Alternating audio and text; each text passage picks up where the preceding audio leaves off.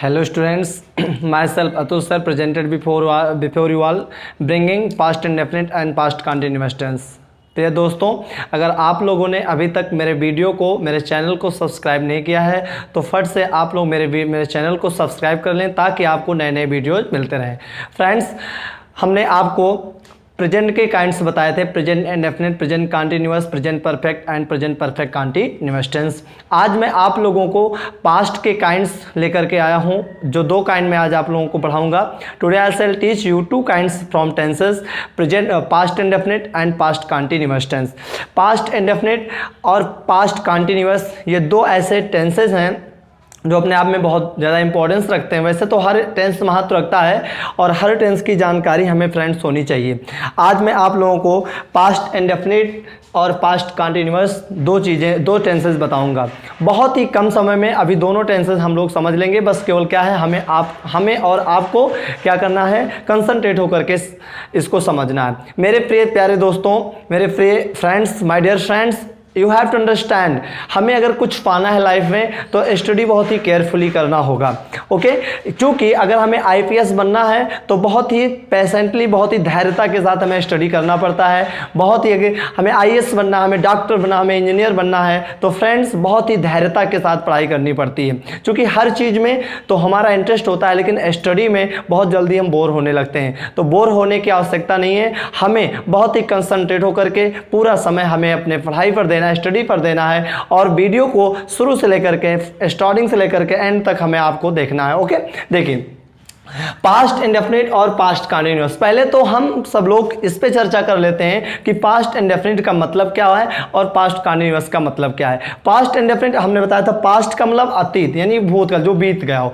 Indefinite अनिश्चित, जैसे मैंने खाना खा लिया, ठीक है, आई एट फूड, ओके, खा लिया है ना। अभी इसकी पहचान में बताऊंगा। खा लिया यानी कि खाना खा लिया है लेकिन कोई पता नहीं खाना खाया कि नहीं खाया, उसका मतलब अनिश्चित है, इंडेफिनिट सेंस वहां पर निकलता है।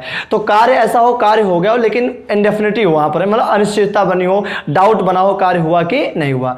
वैसे पास्ट कंटिन्यूअस में क्या है, मैं खाना खा रहा था, यानी कि ऐसा लग रहा है कि अतीत में कार्य जारी था और उम्मीद है कि अभी भी वो जारी है, यानी कि कार्य वो जारी था लेकिन पता नहीं वो कब समाप्त हुआ। नहीं तो हम जानते हैं पास्ट इंडेफिनिट का मतलब कार्य हो गया लेकिन अनिश्चित, मतलब डाउट का सेंस बना हो। और पास्ट कंटिन्यूअस में ऐसा लग रहा हो कार्य वो जारी रहा था, यानी कि उम्मीद है वो अभी भी खत्म नहीं हुआ था, जारी ही हो, है ना। आइए, हमने एक आपको मेथड बताया था टेंस को समझने के लिए, पास्ट इंडेफिनिट और पास्ट कंटिन्यूअस हमें समझना है। तो सबसे पहले हमने आपको क्या बताया था, पहचान। तो आइए हम लोग समझते हैं पास्ट इंडेफिनिट।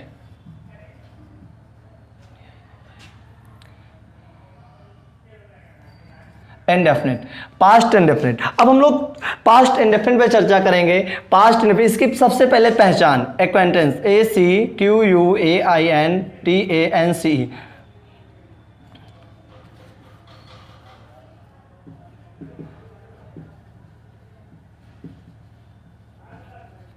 एक्वेंटेंस हमने आपको बताया था क्या होती है, पहचान। तो इसकी पहचान क्या होती है, ता था, ती थी, ते थे, या, ई, ए आदि। तो इसकी पहचान क्या होती है, ता था, ती थी, ते थे, या, ई, ए आदि। अगर ता था आ जाए, ती थी आ जाए, ते थे आ जाए, या आ जाए, ई आ जाए, है ना, ए आ जाए या आ जाए, जो भी आ जाए, हम वहां पर क्या करेंगे, वो कौन सा टेंस होता है, पास्ट इंडेफिनिट टेंस होता है ना। जैसे किसी ने आपसे क्वेश्चन किया, भाई आपने अपना काम कर लिया, तो आप क्या कहोगे, यानी कि क्वेश्चन करेगा तो वो डिड लगा कर करेगा, did you complete your work. तो अगर आपने कंप्लीट कर लिया वर्क तो कहोगे यस, मैंने अपना कार्य कंप्लीट कर लिया, yes I completed my work. Okay, तो मैंने अपना कार्य कर लिया यानी पूरा कर लिया, या आया अंत में तो पास्ट इंडेफिनिट टेंस है। जैसे मैं अपना कार्य करता हूं तो आई डू माई वर्क, तो ता है, ती है, ते प्रेजेंट इंडेफिनिट है और मैंने अपना कार्य कर लिया, आई कंप्लीटेड माई वर्क। दोस्तों अभी आपको बताएंगे कि यहाँ पे वर्क की कौन सी फॉर्म लगेगी। अब देखिए इसकी पहचान का, ता था, ती थी, ते थे, या, ई, ए आदि, ये कौन सा टेंस है, पास्ट इंडेफिनिट है ना, जहां पर ये पहचान मिल जाती है।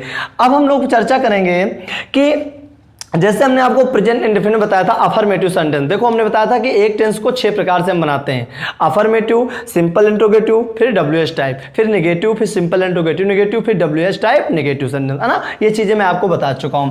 अब इसकी पहचान पता हो गई। अब इसके बाद हमें इसके हेल्पिंग वर्ब, किस पे चर्चा करेंगे,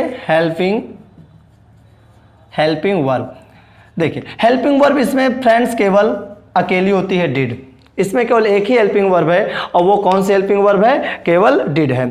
ठीक है, अब देखिए जब डिड हेल्पिंग वर्ब है, लेकिन अफर्मेटिव, जैसे हमने आपसे बताया था कि आज वर्षा हुई, है ना, आज वर्षा हुई, तो यानी क्या कहोगे, it rained today, it rained today, है ना। तो यानी कि अफर्मेटिव सेंटेंस होगा तो वहां पर वर्ब की सेकेंड फॉर्म का प्रयोग करेंगे। अगर अफर्मेटिव सेंटेंस होगा और पास्ट इंडेफिनिट टेंस में है तो हम क्या करेंगे, वर्ब की सेकेंड फॉर्म का प्रयोग करेंगे, है ना। आपने मान लीजिए आप करें मोहन मुंबई गया, तो मोहन वेंट टू मुंबई। अच्छा, क्यों हमने यहां वेंट लगाया, क्योंकि गया क्या, सूर्य पूरब में निकला, the sun rise, rose risen निकलना ही राइज होती है, अब second form rose, the sun rose in the east. Okay, किसानों ने खेत जोता, फार्मर्स, है ना। अब जोता, ता आया लेकिन तब न जाओ, आ यानी कि आ गया, पास्ट इंडेफिनिट है, तो farmers plot the field. Okay, शेर ने जंगल में दहाड़ा, यानी कि the lion roared in the forest. तो जब अफर्मेटिव होगा तो फ्रेंड्स वहां पर हम किसका प्रयोग करेंगे, वर्ब की सेकेंड फॉर्म का। लेकिन जब इंट्रोगेटिव बन जाएगा, जहां पर प्रश्न, जैसे क्या मैं वहां गया, तो क्या मैं वहां गया, क्वेश्चन क्या गया, तो अंत में क्वेश्चन मार्क लग जाएगा, तो डिड आई गो देयर। तो जब डिड लग जाएगा इंट्रोगेटिव में, तो वहां पर हम वर्ब की कौन सी फॉर्म का प्रयोग करेंगे, फर्स्ट फॉर्म का। याद रखना, अगर अफर्मेटिव सेंटेंस है और सॉरी पास्ट इंडेफिनिट टेंस है और अफर्मेटिव में है, तो वहां पर हम वर्ब की सेकेंड फॉर्म का प्रयोग करेंगे। आपको सब्जेक्ट मैंने पहले ही बताया, आई के, मैं की अंग्रेजी आई, वह की अंग्रेजी दे, वह की अंग्रेजी सी, वह की अंग्रेजी मैस्कुलिन जेंडर होगा तो ही, फेमिनिन जेंडर होगा तो सी, है ना। तुम की अंग्रेजी यू, हम की अंग्रेजी वी, है ना। कोई नाम होगा तो नाम तो आप जानते हो। तो अफर्मेटिव में अगर पास्ट इंडेफिनिट है तो अफर्मेटिव में सब्जेक्ट चाहे जैसा भी हो, सिंगुलर हो या प्लूरल हो, तो आपको वहां पर वर्ब की सेकंड फॉर्म का प्रयोग कर देना है। चलिए एक और चीज मैं आपको क्लियर कर देना चाहता हूं, अगर मान लीजिए इंट्रोगेटिव भी हो या डब्ल्यूएच टाइप भी हो, निगेटिव भी हो, तो याद रखना डिड के साथ वर्ब की फर्स्ट फॉर्म का ही प्रयोग किया जाएगा। किसका प्रयोग किया जाएगा, वर्ब। अच्छा, कभी कभी क्या होता है, कभी नहीं का प्रयोग कर देते हैं, जैसे मैं वहां कभी नहीं गया, मैं वहां कभी नहीं गया, तो आई नेवर, अब क्या लगाओगे, वेंट की गो सेकेंड फॉर्म लगाओगे। अगर नेवर आ जाएगा तो वर्ब की सेकेंड फॉर्म लगेगा तभी, तो I never went there. Okay, तो देखिए अब इसकी हेल्पिंग वर्ब कितनी, कौन सी है, केवल डिड। अब देखिए अक्सर हमारे मन में कंफ्यूजन बना रहता है, देखो टेंस बहुत जरूरी है, इसको सीखिए, इसके बाद नरेशन, फिर ग्रामर की जो अभी जब ग्रामर के सारे पार्ट्स हम आपको पढ़ा ले जाएंगे, तो वोकैबुलरी लाएंगे, फिर पीजीटी, टीजीटी, कंपिटेटिव ग्रामर हम आपको यूट्यूब के माध्यम से प्रोवाइड करते रहेंगे। अब देखिए ये हो गया, अब हम लाएंगे main verb, MEINVERB। Main verb को दोस्तों क्या कहते हैं, मुख्य क्रिया। क्या कहते हैं, मुख्य क्रिया। अब देखिए इस मुख्य क्रिया, देखो वर्ब V1, V1 मतलब क्या होता है, चलिए ज्यादा राउंड नहीं करेंगे, नहीं तो आप लोग समझ नहीं पाएंगे। V1 का मतलब वर्ब की सेकेंड फॉर्म भी होती है, V2 और V1। अच्छा, यहां पर V2 मतलब होता है वर्ब की सेकेंड फॉर्म और V1 का मतलब वर्ब की फर्स्ट फॉर्म। अब वर्ब की सेकेंड फॉर्म का प्रयोग केवल आप किस में करोगे, अफर्मेटिव में। हमने आपसे जैसे बोला कि शीला ताजमहल देखने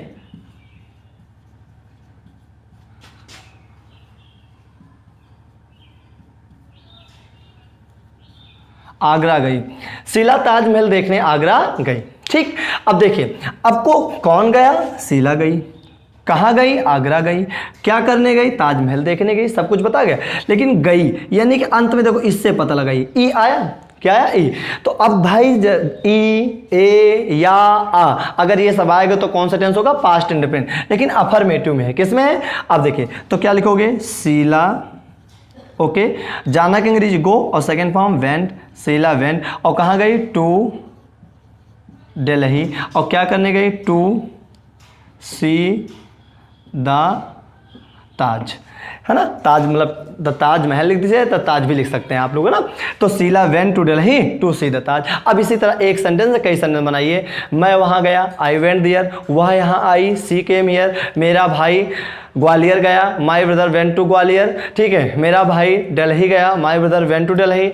मेरे भाई ने प्रधानमंत्री से मुलाकात की, my brother met prime minister, है ना। मेरी बात समझ गए। मेरे भाई ने भारत देश के राष्ट्रपति से मुलाकात की, my brother met the president of India, है ना। इस तरीके से कई सारे सेंटेंस आप बना सकते हो, ठीक है। मैंने अपना कार्य किया, आई डिड माई वर्क, है ना। डिड यहाँ पर हेल्पिंग में मेन वर्ब है, ठीक है। सर ने मुझे आज पढ़ाया, सर मतलब जो भी आपके सर टॉट मी टुडे, है ना। मैंने रामायण पढ़ी, आई रेड द रामायण, ठीक है। मैंने एक शेर देखा, आई सा ए लायन। अब कई सारे सेंटेंस आप बना दीजिए। तुम वहाँ गए, यू वेंट देयर, हम वहाँ गए, वी वेंट देयर, ठीक है। वे लड़के वहाँ गए, दोज बॉयज वेंट देयर। कई सारे सेंटेंस आप बना दे, मतलब you are free to translate any Hindi sentence into English. Okay, अब देखिए, अब यहां पर एक बात आ गई कि यहां पर हमने कौन सी वर्ब लगाई, सेकंड फॉर्म लगाई। क्यों लगाया, क्योंकि अफर्मेटिव है। अगर इसी को हमने कह दिया था कि क्या शीला ताजमहल देखने आगरा, यहां पर दिल्ली नहीं होगा, आगरा होगा, ठीक है। आगरा गई। अब भैया यहाँ पर क्वेश्चन मार्क लग जाएगा, क्या शीला ताजमहल देखने आगरा गई। तो अब यहाँ पर आपको वर्ब की सेकंड फॉर्म नहीं बल्कि क्या करना है, वर्ब की फर्स्ट फॉर्म लाना। तो क्या लिखोगे, did Sheela go to Agra to see the Taj, question mark, ठीक है ना। इस तरीके से आपका सेंटेंस क्या हो जाता है, क्लियर हो जाता है, ठीक है ना। आपको कहीं प्रॉब्लम हो रही, बस केवल हमें आपको फर्क ये है कि हम थोड़ा समझने का प्रयास, we don't try to learn deepness of any chapter. केवल अगर किसी चैप्टर के डीपनेस को समझ लिया जाए, वो चैप्टर हमारे लिए क्या हो जाता है, इजी हो जाता है। लेकिन कम समय में हमको बहुत कुछ समझना है, ठीक है। तो देखिए, अब इसी को शीला ताजमहल देखने आगरा क्यों गई। अगर इसी को कह दिया जाता शीला ताजमहल देखने आगरा क्यों गई, तो अब भैया सबसे पहले क्यों की अंग्रेजी लगा देते। Why did Sheela go to Agra to see the Taj, question mark लग जाता, ठीक है। शीला ताजमहल देखने आगरा नहीं गई, Sheela did not go to Agra to see the Taj. क्या शीला ताजमहल देखने आगरा नहीं गई, did Sheela not go to Agra to see the Taj, question mark, ठीक है। शीला ताजमहल देखने आगरा क्यों नहीं गई, तो why did Sheela not go to Agra to see the Taj, question mark. समझ गए। अब चलिए आइए हम लोग चर्चा करते हैं। ये बात हो गई यहाँ पर, ये बात यहाँ पर हम लोगों ने क्लियर कर लिया। चलिए, ये तो खैर आपको समझाना था इसलिए हमने सेंटेंस लिख दिया, है ना। अब देखिए, अब एक बात क्लियर करना है। अब ये हो गया, अगर वाक्य, अगर टेंस सेंटेंस में कभी कभी हम कल वहाँ गए, है ना, तो वी वेंट देयर एस्टरडे का प्रयोग क्या आता है, किसका प्रयोग, यानी बीते हुए काल में अगर कल की अंग्रेजी आती है तो वहाँ एस्टरडे लिखेंगे। आज के लिए टुडे लिखते हैं, और आने वाले कल के लिए, बीते हुए कल के लिए एस्टरडे, और आने वाले कल के लिए टुमारो। ओके, जो बीत गया हो उसके लिए एस्टरडे, आज के लिए टुडे, और आने वाले कल के लिए टुमारो। तो टुमारो का प्रयोग फ्यूचर में होता है, एस्टरडे का प्रयोग पास्ट में होता है, और टुडे का प्रयोग तीनों में होता है। अब ये बात हमारे सामने आ गई। हमने एक चीज और बताई थी कि एक टेंस को हम कितने प्रकार से बनाएंगे। तो दोस्तों, क्या आप लोगों को रिमाइंड है? हाँ, सही, बिल्कुल है, बोलिए बिल्कुल है। क्योंकि हमने आपको बताया था कि सर ने बताया था अफर्मेटिव, फिर सिंपल इंट्रोगेटिव, फिर WH टाइप सेंटेंस, फिर नेगेटिव सेंटेंस, फिर सिंपल इंट्रोगेटिव नेगेटिव सेंटेंस, फिर WH टाइप नेगेटिव सेंटेंस। अब इसका स्ट्रक्चर सबसे पहले आप समझ लीजिए कि हम अफर्मेटिव का स्ट्रक्चर कैसे बनाएंगे। स्ट्रक्चर STRUCTURE, स्ट्रक्चर मीन्स क्या होता है, संरचना, मतलब किसी भी चीज की संरचना, मतलब फार्मूला जिसे कहते हो। तो सबसे पहले हम क्या लगाएंगे, सब्जेक्ट लिखेंगे। क्या लिखेंगे, सब्जेक्ट प्लस V2, ये अफर्मेटिव को मैं बोल रहा हूँ। उसके बाद V2 object plus reminder, reminder. ये मैंने अफर्मेटिव मतलब एएस मतलब अफर्मेटिव सेंटेंस का हमने स्ट्रक्चर आपके सामने लिख दिया। अब जैसे किसी ने आपसे कह दिया कि दीपक ने मेरी सहायता की, तो दीपक कौन किसने की? दीपक ने, है ना। दीपक अब सहायता करें हेल्प, तो सेकंड फॉर्म हेल्प्ड, दीपक हेल्प्ड मी, ठीक है ना, बन गया ना। अब इसको अगर SIS बनाया जाए, SIS का, SIS का मतलब सिंपल, S मतलब सिंपल, I का मतलब इंट्रोगेटिव और S का मतलब सेंटेंस। अब इसका स्ट्रक्चर क्या, सबसे पहले क्या आ जाएगा? Did plus subject plus V1 मतलब वर्ब की फर्स्ट फॉर्म, और plus object plus reminder, at last question mark, at last question mark हो जाएगा। अब इसी को बना देते हैं। क्या दीपक ने मेरी सहायता की? डिड दीपक, डिड लग गया तो हेल्प नहीं, हेल्प फर्स्ट फॉर्म होगी, did Deepak help me, okay. अब इसी तरह WH का हो जाता। अब चलिए एक चीज़, अब सारी चीज़ें नहीं बताएंगे, बहुत सारी चीज़ें इसमें बताना है, लेकिन धीरे धीरे आप थोड़ा ओरली भी समझो। टेंस को हम ओरली जितना समझ लें उतना ही हमारे लिए अच्छा है, ठीक है ना। देखिए अगर मैंने आपको शायद प्रेजेंट इंडेफिनिट बताया था कि तुम्हारी सहायता कौन करता है, तो अगर प्रेजेंट इंडेफिनिट में कौन आ जाता है, तो अगर अफर्मेटिव में है तो वहां पर हु का प्रयोग करते हैं कौन के लिए, और उसमें SAS का, तुम्हारी सहायता कौन करता है, तो ताहती है present indefinite, who helps you. और यहाँ तुम्हारी सहायता किसने की, तो हु हेल्प्ड यू, यानी कि कौन के अंग्रेजी हु होती है। अगर अफर्मेटिव हो, नॉट ना लगा हो, तो हम वहां पर हु के साथ वर्ब की सेकंड फॉर्म लगाएंगे। और अगर निगेटिव हो, तुम्हारी सहायता कौन नहीं करता है, तो प्रेजेंट इंडेफिनिट है, who does not help you, और यहाँ पर तुम्हारी सहायता किसने नहीं की, who did not help you. अगर वाक्य में कभी नहीं आ जाता है तो आप क्या कहोगे?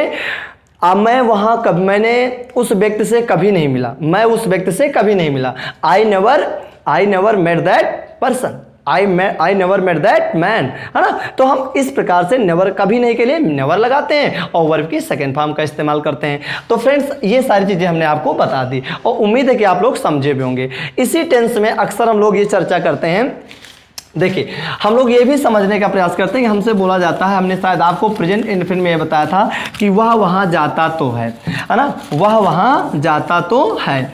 तो ये सारी चीजें होती हैं। तो हमने जैसे मैं तुमको अंग्रेजी पढ़ाता तो हूं, तो हमने क्या बताया? एम्फैटिक sentence, I do teach English.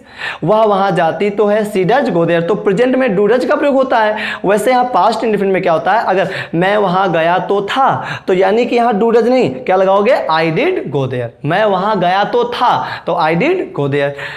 मैंने बच्चों को अंग्रेजी पढ़ाया तो था, I did teach English to the students, okay. मुख्यमंत्री ने जनता को संबोधित तो किया था, है ना। The chief minister, the CM भी कह सकते हो, द सीएम एड्रेस्ड, है ना, sorry, the CM did address the public, ना। तो था, तो थी, तो थे आ जाए तो वहां पर हम डिड का प्रयोग बीच में कर देते हैं। ऐसे सेंटेंसेज को हम एम्फैटिक कहते हैं, ठीक है ना।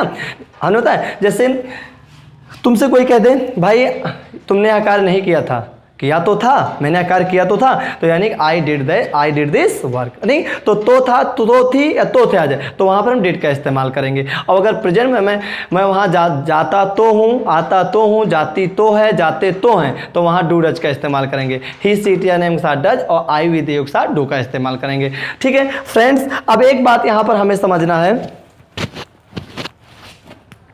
एक बात हमको यहाँ पर बहुत भली बात समझ लेना है कि अब एक बात, जैसे हैबिचुअल एक्शन, सॉरी, आ जाते हैं वाक्य, जैसे मैं वहाँ जाया तो करता था, I used to go there, I used to go there. वह पढ़ा तो करती थी, सी यूज्ड टू स्टडी, है ना। किसान खेत जोता तो करते थे, farmers used to plough the field, okay.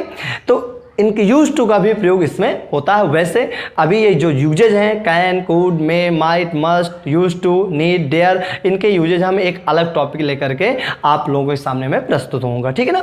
अब लेकिन हम एक टेंसेस को समझते चले, अभी हमको ये नहीं पता है, ठीक है। तो हम जब यूजेज वहां पर लाएंगे तो आपको हम बताएंगे। तो दोस्तों पास्ट इंडेफिनिट की केवल एक खासियत है कि इसकी पहचान सबसे पहले जानिए, क्या होती है? ता था, ती थी, ते थे या ई ए, ओके, हम ये जान गए। अब सेंटेंस के अंत से ही समझना है कि कौन सा टेंस है। जाता है, जाती है, जाते, प्रेजेंट में, रहा है, रही है, प्रेजेंट कंटिन्यूअस, चुका है, चुकी है, लिया है, दिया, प्रेजेंट परफेक्ट, और रहा है, रही है तथा समय, प्रेजेंट परफेक्ट कंटिन्यूअस। और पास्ट में ता था, ती थी, ते थे या ये पास्ट इंडेफिनिट। अब अफर्मेटिव में वर्ब की सेकंड फॉर्म, और अब बाकी में डिड लगेगा, तो डिड लगने के साथ साथ हम किसका प्रयोग करेंगे, वर्ब की फर्स्ट फॉर्म का। ठीक है, मेन वर्ब की अफर्मेटिव में सेकंड फॉर्म का प्रयोग करेंगे और जहां पर डिड लग जाएगा वहां पर वर्ब की फर्स्ट फॉर्म। दोस्तों जितने सेंटेंसेज बनाओगे है ना, जितना घर पे वर्क हार्ड करोगे उतना ही आपके लिए इंग्लिश आपके लिए क्या हो जाएगी, बहुत ईजी हो जाएगी और आपकी स्पीकिंग इंग्लिश मुझे पूरा भरोसा है कि आप लोग अच्छे से समझ जाएंगे। चलिए अब हम लोग चर्चा करेंगे पास्ट कॉन्टिन्यूअस की। किसकी चर्चा करेंगे, पास्ट कॉन्टिन्यूअस की। देखिए हमने कहा था कि बहुत कम समय, जब किसी चैप्टर को हमें समझना होता है तो वहां पर उसके पहले गहराइयों को समझना पड़ता है। Past NUOUS, past continuous tense. अब देखिए शुरू में स्टार्टिंग में अगर हमने आपको ये नहीं बताया होता कि हम कैसे टेंस को समझते हैं, उसका स्ट्रक्चर क्या होगा, उसके हेल्पिंग वर्ब, उसके मेन वर्ब क्या होंगे, है ना। देखिए आज के दौर में in the race of today everyone wants to talk English to English with each other, with one another, with each other. एक दूसरे के साथ वो इंग्लिश टू इंग्लिश में बात करना चाहता है। हमें नहीं कहते, I am not telling you that your English should be strong then Hindi, है ना। How much your English strong, better strong your Hindi. जितना हिंदी हो उतना इंग्लिश, जितनी इंग्लिश। तो यानी कि दोनों सब्जेक्ट हमारे क्या हो, दोनों लैंग्वेज हमारे क्या हो, स्ट्रॉन्ग होनी चाहिए। ठीक है ना। अब फ्रेंड्स यहां पर हम चर्चा करने जा रहे हैं, going to discuss about past continuous tense, है ना। अब बिल्कुल आप लोग थोड़ा मन बना लीजिए, बहुत कम 5 मिनट में इसको भी क्लियर कर देता हूं। पास्ट कंटिन्यू, पास्ट का मतलब अतीत बीत गया हो, कंटिन्यू लगातार जारी, यानी कि बीत भी गया हो और कार्य जारी भी हो, that is called past continuous tense. अब इसकी भी पहचान, सबसे पहले एक्वेंटेंस।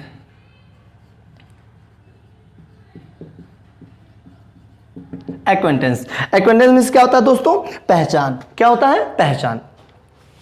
अब इसकी पहचान क्या होती है, देखिए रहा था, रही थी, रहे थे आदि। ठीक, अब इसकी पहचान क्या होती है, रहा था, रही थी, रहे थे, है ना। हमने आपको बताया, देखिए अब रहा था, रही थी, रहे थे। अब देखिए मैंने भी बोला था मैं वहां गया था, आई वेंट देयर, या था, या आ गया, कौन सा टेंस है, पास्ट टेंस में। और मैं वहां जा रहा था, तो रहा था गया, आई वाज गोइंग देयर। ठीक है, अब इसके एक्वेंटेंस आप जान गए। अब इसकी हेल्पिंग वर्ब जानिए। हेल्पिंग मतलब सहायक क्रिया। हेल्पिंग वर्ब कौन कौन सी है इसमें, वाज, वर, 2 सहायक क्रियाएं हैं। ठीक है ना। अब यहीं से हम समझ लेते हैं कि वाज का प्रयोग किसके साथ होगा और वर का प्रयोग किसके साथ होगा। तो देखिए I, he, she, it, name, singular, noun. ठीक है, अब वर का प्रयोग किसके साथ होगा, you, we, they, plural, noun, है ना। बहुत ही इजी मेथड में आपको समझना है ना।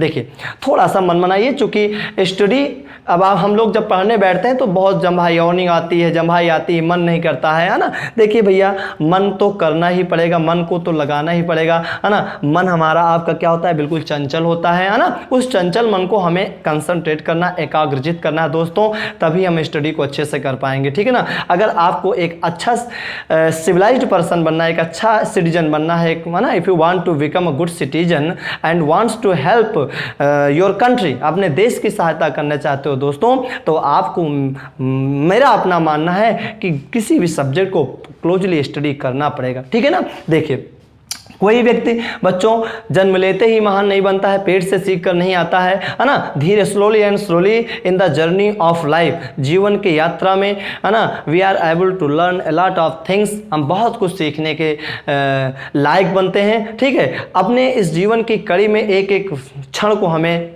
यूटिलाइज करना है, जीना है दोस्तों, है ना। अब देखिए वाज वर 2 सहायक क्रियाएं हैं, है ना। वाज का प्रयोग आई के साथ होगा, ही के साथ होगा, सी के साथ होगा, इट के साथ होगा, नेम और सिंगुलर नाउन। और वर का प्रयोग यू, वी, दे और प्लूरल नाउन के साथ होगा। ये आप समझ गए। अब देखिए अब मेन वर्ब मेन वर्ब मतलब मुख्य क्रिया है ना। Main verb V plus ING बराबर ING है ना, यानी कि वर्ब के फर्स्ट फॉर्म में आपको क्या लगा देना, ING। जैसे सिंग में ING लो, सिंगिंग, गो में गोइंग है, ठीक है ना। अब ये आपको मैंने बता दिया। अब हमारे सामने एक्वेंटेंस रहा था, रही थी, रहे थे, है ना। हेल्पिंग वर्ब वाज वर आ गया। अब किसके साथ वाज आएगा आपके सामने मैंने लिख दिया। वर्ब का प्रयोग किसके साथ, मतलब वर्ब का प्रयोग किन सब्जेक्ट के साथ करेंगे ये भी आपके सामने है। वर्ब की कौन सी फॉर्म का प्रयोग करेंगे ये भी हमने आपको बता दिया। अब हम आपको सेंटेंस की ओर अग्रसर ले चल रहे हैं। अब देखिए ये सब हम रफ कर रहे हैं, ठीक है ना। अब देखिए सब नहीं रफ करेंगे, जितना हमको यूटिलाइज करना है स्पेस उतना ही हम रफ करेंगे, बाकी आपको समझने के लिए लेफ्ट कर देंगे। देखिए हमने आपको जैसे हमने बता affirmative, simple interrogative, WH type, बार बार हम बोलते रहेंगे, ठीक है ना। Affirmative, simple interrogative, WH type. Negative, simple interrogative, negative, WH type, negative. Okay, जैसे मान लीजिए जैसे आज वर्षा हो रही थी, आज वर्षा हो रही थी। अब भाई देखिए यहां पर जाइए, रही थी, रहे थे आ जाता या रहा था, तो आप क्या वर्षा मौसम के लिए किसका इस्तेमाल करते हैं, इट। तो क्या लिखोगे, इट वाज। अब हमने वाज का प्रयोग क्यों किया, क्योंकि सब्जेक्ट इट है, इट वाज। अब रेन है ना, अब इसमें आएंगे रेनिंग है ना, was today, it was raining today. हमें उम्मीद है समझ गए होंगे सेंटेंस को, कोई दिक्कत, ठीक है। अब जैसे और भी, जैसे माता जी रामायण पढ़ रही थी। अब देखिए ये आपके सामने रही थी आ गया, तो क्या लिखोगे, मदर वाज रीडिंग दी रामायण। दोस्तों आप लोगों मन में आएगा सर ने रामायण के पहले दा क्यों लगाया, तो दोस्तों रामायण क्या है, एक ग्रंथ है, महाभारत एक ग्रंथ है, इपिक है। अभी आपको जब आर्टिकल्स पढ़ाएंगे ए एन दी, तो आपको यूज बताएं कहाँ पर किनका प्रयोग किया जाता है। अभी बहुत सारा चैप्टर पढ़ा हुआ है ना। इसी तरीके अब देखो वाज के यूज हो गए। अब इसी तरह हम वर्ग के समझ लें, तुम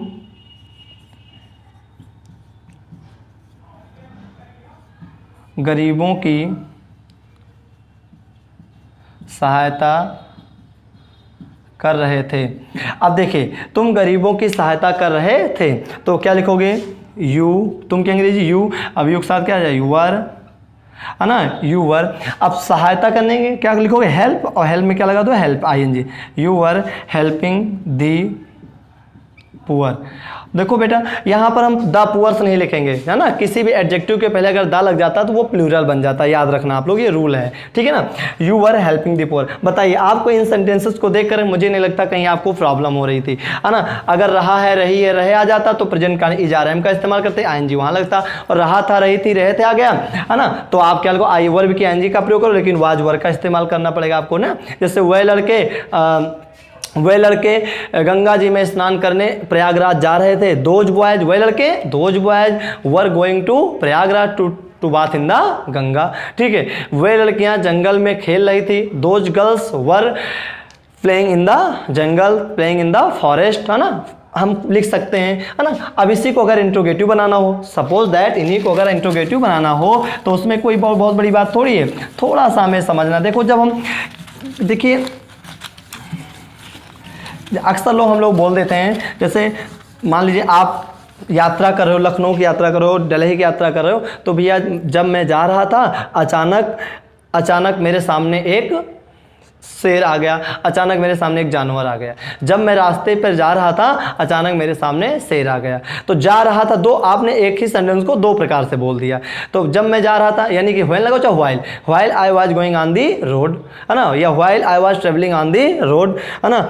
अचानक एक शेर आ गया, है ना। All of sudden a lion came there, a lion came there, an animal came there, ठीक है। तो आप देखो जा रहा था तो while I was going on the road, जबकि अंग्रेजी while I was going on the road, comma लगा दोगे या कह दोगे क्या, अचानक, ऑल ऑफ सडन या suddenly a lion came there, ठीक, आ गया, पास्ट इंडेफिनिट है, ठीक है। तो जब आप छोटे छोटे सेंटेंस को टुकड़ों में समझ लोगे तो एक एक पैसेज किसी के सामने स्पीच देने में आपको सफोकेशन में नहीं रहोगे आप लोग, ठीक है ना।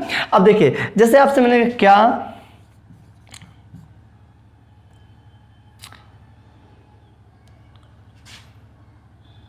पिताजी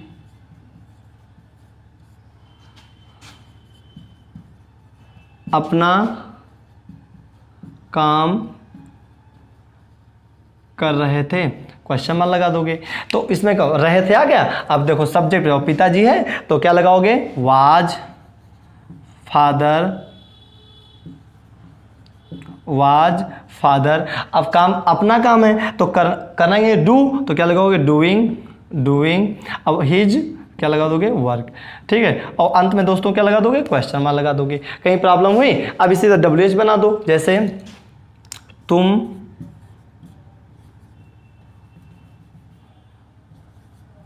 कल कहाँ जा रहे थे, तुम कल कहाँ जा रहे थे। तो सबसे पहले कहाँ के अंग्रेजी क्या लगाओगे, वेयर, है ना। अब तुम है तो क्या हो जाएगा, वर यू गोइंग एस्टरडे। ठीक है, जो कि बीता हुआ कल है ना, तो क्या लगा दोगे, where were you going yesterday. तो फ्रेंड्स यहाँ पर एक बात हमें समझना है कि सर ने हमको बताया है ना। अब देखिए अफर्मेटिव हो गया, सिंपल इंट्रोगेटिव हो गया और WH टाइप भी हो गया। अब नेगेटिव बनाना है तो कोई आपको दिक्कत नहीं है, दिक्कत में नहीं रहना है ना। इसी को बना, जैसे पिताजी अपना काम नहीं कर रहे थे, father was not doing his work. क्या पिताजी अपना काम नहीं कर रहे थे, was the father not doing his work. तुम कल कहाँ नहीं जा रहे थे, वेयर अपनी जगह पर आएगा, वर भी अपनी जगह पर आएगा, यू यहाँ, अब यहाँ नॉट लग जाएगा, where were you not going yesterday. ठीक है, तो दोस्तों आज आप लोगों को हमने पास्ट इंडेफिनिट और पास्ट कंटिन्यूअस का नॉलेज आप लोगों को हमने प्रोवाइड किया, है ना। आई होप, मैं उम्मीद करता हूँ कि आप लोग मेरे चैनल को ज़्यादा से ज़्यादा शेयर करेंगे, सब्सक्राइब करेंगे, है ना। अगर आपने सब्सक्राइब नहीं किया मेरे चैनल को तो बहुत जल्द ही सब्सक्राइब कर लें, है ना, ताकि आपको नए नए वीडियोज मिलते रहें। और दोस्तों आपसे ये भी मैं रिक्वेस्ट करता हूँ कि मेरे वीडियो को ज़्यादा से ज़्यादा शेयर करें, लाइक करें, कमेंट करें। कमेंट में अक्सर हमने अपने स्टूडेंट्स को देखा है, अपने फ्रेंड्स को देखा है कि उसमें लिख देते हैं बहुत अच्छा, फैंटास्टिक। नहीं, मैं इन चीज़ों का भूखा नहीं हूँ, है ना। मैं भूखा इसलिए हूँ कि आपको मेथड बताना है, ठीक है, और अपने रिएक्शंस को उस पर कमेंट में करना है। आपको समझ में आया या नहीं आया, आप अपने इन विचारों को प्रकट करना है। बहुत अच्छा पढ़ाता हूँ या नहीं पढ़ाता हूँ ये मायने नहीं रखता है, मायने रखता है कि आपको मैं कितना इस्टेब्लिश कर पा रहा हूँ अपने इस सब्जेक्ट में। ठीक है, चूंकि हमने इसको इसलिए स्टार्ट किया है फ्रेंड्स कि ताकि आप लोग ग्रामर के हर गहराइयों को समझने के लायक बन सको। नरेशन में अभी आपको सारे टेंसेस मिलेंगे, सिंथेसिस में, सिंटैक्स में, मीन्स ग्रामर के किसी भी पार्ट में हम केवल अगर पाएंगे तो इन चैप्टर्स को, केवल टेंस को पाएंगे, और टेंस के बिना हमारी स्पीकिंग इंग्लिश अच्छी नहीं हो सकती है। ठीक है ना, तो धीरे धीरे आप present indefinite, present continuous, present perfect, है ना, continuous, past indefinite, past continuous का एंजॉय करें। आज तक जो मैंने पढ़ाया है, कल के वीडियो में आप लोगों को मैं पास्ट परफेक्ट और पास्ट परफेक्ट कंटिन्यूअस लेकर हाजिर होंगे। ठीक है, कल का जो चैप्टर होगा, कल के जो टेंस होंगे पास्ट परफेक्ट, ये सिंथेसिस में बहुत ही कारगर साबित होगा, है ना। उम्मीद है कि आप लोग ज़्यादा से ज़्यादा मेरे वीडियो को शुरू से लेकर के अंत तक देखें, और जो भी आपको कहीं फॉल्ट मिलता है उस फॉल्ट को भी आप कमेंट करके व्यक्त कर सकते हैं। आप देखते रहिए मेरे चैनल को। थैंक यू, धन्यवाद।